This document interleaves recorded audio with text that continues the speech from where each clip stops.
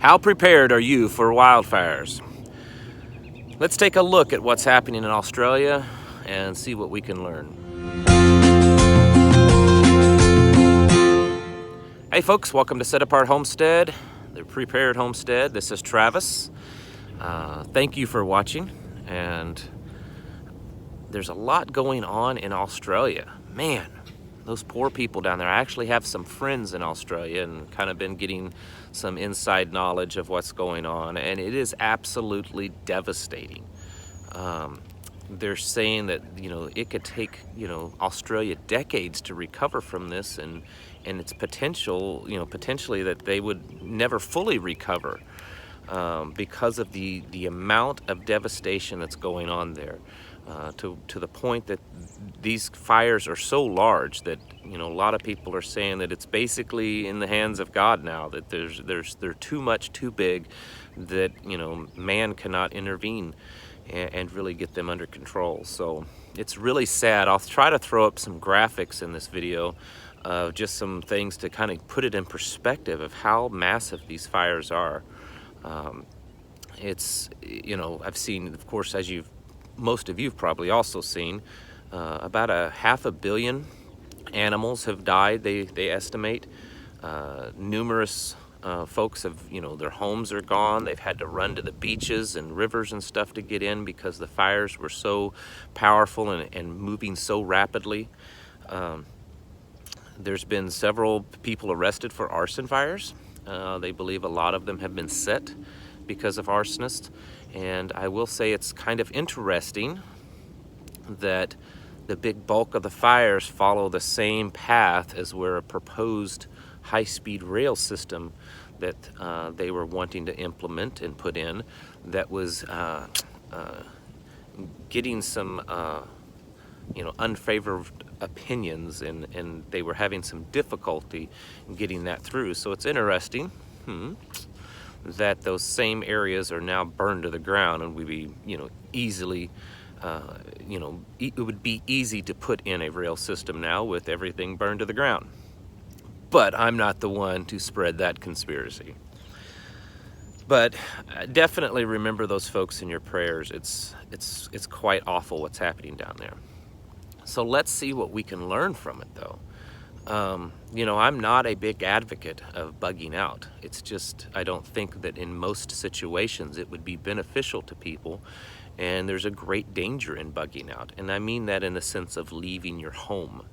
Now, if you're at work or you're driving somewhere and something happens, that's different. But if you're at home, that is probably the safest place you can be for most people.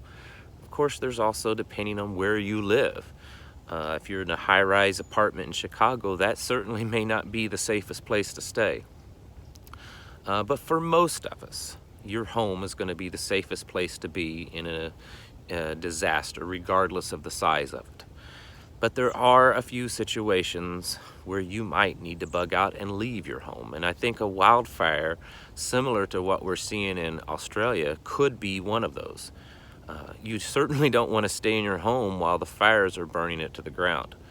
So while you have your plan to hunker down and to be prepared in your home, do you really have a good plan to leave it and have that laid out of what would be those reasons? So let's just use this wildfire for example, because there are several reasons that you might have to leave, but let's just focus on that one. Because the things that you do to prepare for a wildfire would also, work for other things. First of all, especially those of you that, kind of live out in the country, you should do your best on your property to create kind of fire rings to keep or have, preventative measures in place so that if things do catch on fire, it wouldn't make it all the way to your home. So in other words, if you look behind me, you've got all this dead brushy stuff. You would not want that up near your home. You want to keep things like leaves and brush and straw, any type of combustibles. You want to keep them away from your home, and you want to keep a good path, a good ring around your home, and even throughout your property.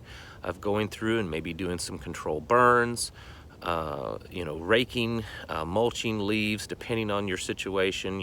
Any dead brush, it's not a problem to have it in some places, but you want to create fire breaks throughout your property as best as possible, so that if something did catch on fire, it wouldn't just burn and burn and burn. So that's the first thing to do. But then what happens if it's just, not enough? What happens if the fires come too fast? And that's what a lot of people are seeing in Australia. In a situation like that, it's most likely that you would not have to bug out on foot. You should still be able to use your vehicle, which is an advantage, so that you can carry more stuff with you. But you need to have things set aside ahead of time. This is part of that plan I'm always talking about. Depending on the type of vehicle and the size that you have, plan accordingly. Have tubs set aside with water, food, blankets, medical supplies ready to load into your vehicle. Maybe extra gasoline, because if something like that was to happen, it's very possible that you're not going to get to run down to the local gas station on your way out and fill up. They may not have power, or they may be out of gasoline. So you need to have gasoline set aside. You need to have, each family member should have some type of bag with their enough personal belongings to get them through for a few days. Important documents is definitely something you need to have together in one place, because if everything burns to the ground, you need to prove who you are, because you don't know what else is burned to the ground. It could be the local courthouse with all the county records, or your bank. You need to have some cash on hand. You need to have all these things ready, and then do training drills on loading them. You don't want to take too much time, depending on how fast something like this is moving. You don't want to take a lot of time trying to see if it's all going to fit in your car. Do some training drills on loading everything. These are just like fire drills on leaving the house, loading the stuff up in the car, and getting the heck out of there. You should look at purchasing items like dust masks or smoke masks. If you want to go to the expense in getting a gas mask, that's fine, but it's not always necessary. Something like an N95 or N99 mask can be very helpful. Sure, it's not going to stop everything. It's not going to make it completely breathable in a heavy smoke environment, but in most brush fires, the dust and the smoke that stirs up, they would certainly be beneficial to have something like that. Not everyone can have non-rebreathers for their whole family. Get this stuff set aside ahead of time and plan accordingly, because it's certainly possible that something like a fire or an earthquake or a hurricane could hit you and cause you to need to leave. If your location is unsafe, then it's very possible that you might have to leave. Now, the actual leaving, you need to know where you're going.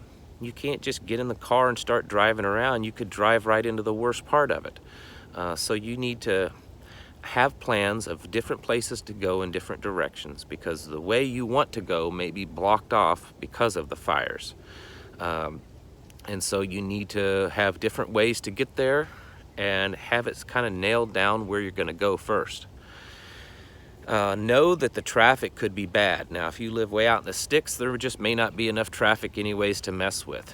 But if you're trying to evacuate a city, you've all seen the footages of these big cities that are evacuating hurricanes, and the lines are miles long, and they're creeping slow, and there's roadblocks everywhere. So the faster you can make the decision and get out, probably the less traffic you're going to have to deal with. But you need to plan for that. And like I said, you need to have enough gasoline, not just to make the distance, but also the time that you might have to be sitting idling in your vehicle waiting for traffic to move. These are kinds of the things that you need to start thinking about, because this is part of being prepared.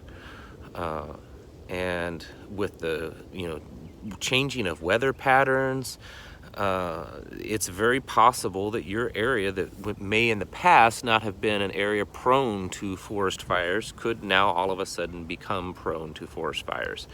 Mostly we see it out on the West Coast, but it's certainly possible that at some point one could happen in your area, or some other type of disaster that would, have similar results. So this is one that could be extremely devastating, but definitely prepare, you can prepare for it. And talk to your family about this. Do some drills with them so that they're not in such a panic when it happens that they don't understand what to do or what's going on. Sure, it's going to be frightening, and it's going to be really sad if your house burns to the ground, but isn't it better to know that you're safe and all your family is there, and maybe you have enough to kind of get you going for a while?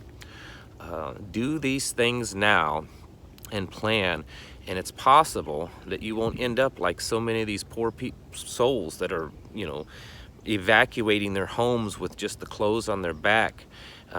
It's quite sad what we're seeing over there. And so if you do the right preparations ahead of time, it's possible that it won't be such a panic and such a massive loss to you, to where you can at least have a few things to kind of get by with.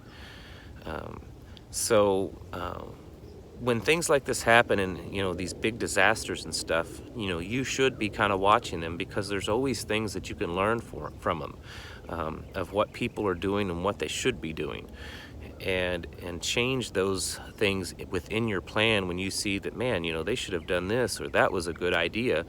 Maybe that's something you need to incorporate in how you keep your home prepared for disasters.